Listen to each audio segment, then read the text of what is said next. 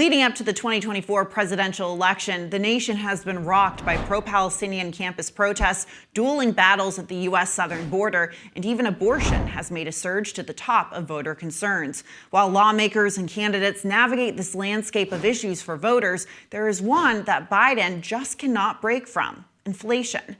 The U.S. economy continues to be front and center for Americans, and rightfully so. People are spending more on goods than they ever have. So what does this mean for the president? The Dow recently hit the highest it's ever been. The unemployment rate is hovering just under 4%, the lowest it's been in 65 years. But voters aren't feeling the effects, and that in itself could decide who makes it into the Oval Office in November. It's time to go on the record with Scott Tranter, Director of Data Science from Decision Desk HQ. Scott, as always, thank you so much for joining us. You know, we continue to talk about the economy and its importance. A new ABC News poll shows Trump is actually trusted more than Biden on inflation by a double-digit margin.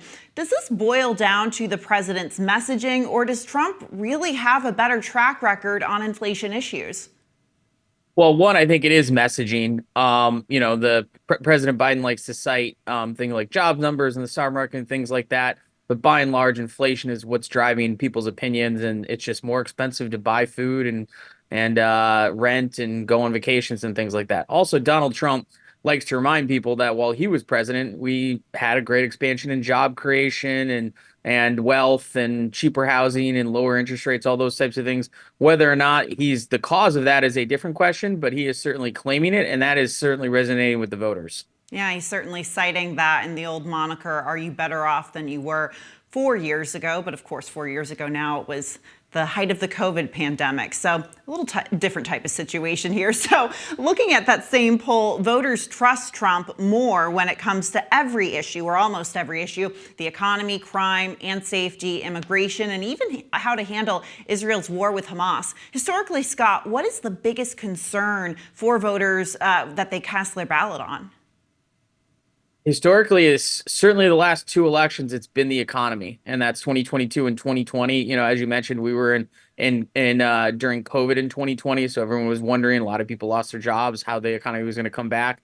2022, it was the number one issue coming out of COVID, and right now it is the number one issue because I think we're still seeing some COVID after effects with the inflation and things like that. The poll you showed up there, the other interesting point is those are what I expect to be the top three issues this fall. I don't. We might see the order change a little bit, but those are going to be the top three issues voters think about this fall. And Donald Trump is not a little bit ahead; he's a lot ahead. So, Scott, on the issue of the southern border and border security, Senate Majority Leader Chuck Schumer is hoping to bring border security front and center again by bringing a vote this week on a bipartisan border bill. By forcing Republicans to vote, most will likely side with Trump's push to halt any legislation. Could this ultimately benefit Biden in a state like Arizona, where he is currently struggling? Yeah, it'll certainly give him a talking point on the trail. As you noted, we're not sure it's going to fully pass. Certainly, get through the House and be able to for the president to sign it. This is the kind of action voters are looking for, especially on the Democratic, Republican, and Independent side. Now they differ on what that action should be. Donald Trump's trying to line the issue up for next cycle if he wins, so that he can be the one to solve it. But this is something everyone wants. Whether or not this will be the bill that gets them what they want, we'll see coming up. But it's a good campaign issue for both to talk about. So Arizona isn't only an important state at the presidential level, it's also a big Senate state this year. Biden trails by 5 points in the state, while Democratic Senate candidate Ruben Gallego has a very comfortable lead over Republican Kari Lake. You know, this isn't the only state this is happening in, Scott. What's the disconnect between the Biden and Gallego campaigns? And zooming out, what's the disconnect between Biden at the presidential level and these, Senate Democrats running in swing states? Well, we're beginning to see a trend where Democratic voters are enthusiastic, or at least more willing to support their senator they're voting for, or governor, or congressman, but not necessarily the top of the ticket.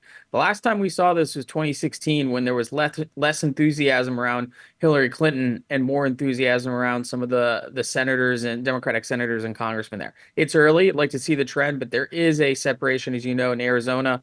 We're seeing it a little bit in Pennsylvania and a little bit in Wisconsin as well. So while Schumer is hoping to sway voters in key states with the border security issue, we know abortion access has come front and center in both Arizona and Florida. But overall, polling shows President Biden is trailing far behind Trump in those states, particularly in Florida, which is, basically become a red state. It's no longer a swing state like in Arizona is. Will any push on abortion rights be enough to give Biden an edge with voters nationwide? They're certainly betting on it. As you noted, Arizona and Florida are going to have some votes on it. As we just talked about, the polling doesn't necessarily reflect the closeness of that. But it is an issue that 2022, 2023, when it was on the ballot, really surged Democratic voters. And so they're going to certainly try and see if it helps Joe Biden out in these two states coming up as well. So on the other side of the aisle, Republicans are softening their messaging on abortion, and Trump has been saying that Arizona went too far in its state Supreme Court effort to uphold a civil law, war-era law on abortion. Is this the ultimate goal with this new messaging, to essentially sway independents? It's exactly what it is. The Arizona abortion law is interesting. Even the Republicans in the state legislature scrambled to get it repealed because they understood what it meant for independent voters and more moderate conservative voters. You see Donald Trump essentially flip-flopping on his opinion on some of these things. They're certainly moving it around more to the middle. This is a specific tack to go after those independent voters and those more moderate Republican voters, too, who don't necessarily feel as strong about it. Scott Tranter, as always, thank you so much for being here with us. Thanks for having me. Investigations into UFOs have made their ways to the halls of Congress this past year, but it's not the first time flying saucers and little green men have been the topic of conversation on Capitol Hill. Staff writer Rafael Bernal goes in depth this week on exactly what's being done to understand and investigate what the government calls UAPs, unidentified anomalous phenomena. For decades, the idea of UFOs or UAPs or whatever we want to call them has fueled distrust of the government. Specifically, distrust in how the government decides what is a secret and what isn't. The stories have changed over the year, but the idea remains the same. One or several government entities have proof of advanced non-human technology. Historically, believers in flying saucers and little green men were dismissed as overeager sci-fi fans or just kooks. But we've come a long way since the 1950s. The most powerful proponent of UFO transparency yet, former Senate Majority Leader Harry Reid, normalized and funded research on these phenomena. In 2021, Reid wrote a column for the New York Times where he said his staff told him to stay the hell away from the issue. Well, he didn't. And under his watch, Congress funded the first modern Pentagon program to research aerial phenomena. But that program largely stayed under wraps, though not classified, and it had a relatively measly $22 million budget out of $600 billion in defense spending. The Pentagon went through a few iterations of the UFO program until 2022, when it formed the All-Domain Anomaly Resolution Office, or AARO. Cute. AARO is so normalized that it even has a public website.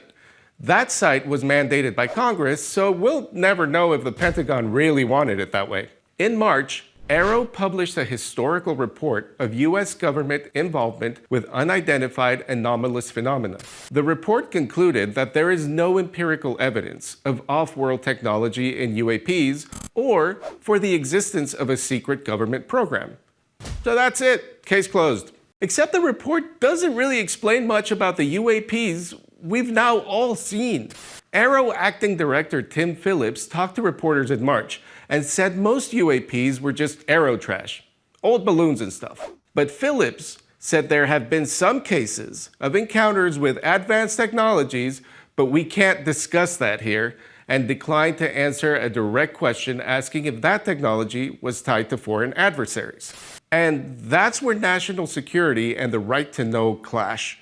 Even Harry Reid, the champion for transparency on government UAP research, said he saw some things at Area 51 that must remain classified. We now know that base played a role in the development of stealth technology, for instance. So it could easily be hiding advanced technology of very much human origin. But as Reid put it, our government constantly balances the competing priorities of secrecy and transparency in a democracy. The question is our government getting that balance right? That's it for What's America Thinking. I'm Julia Manchester. Come back next week.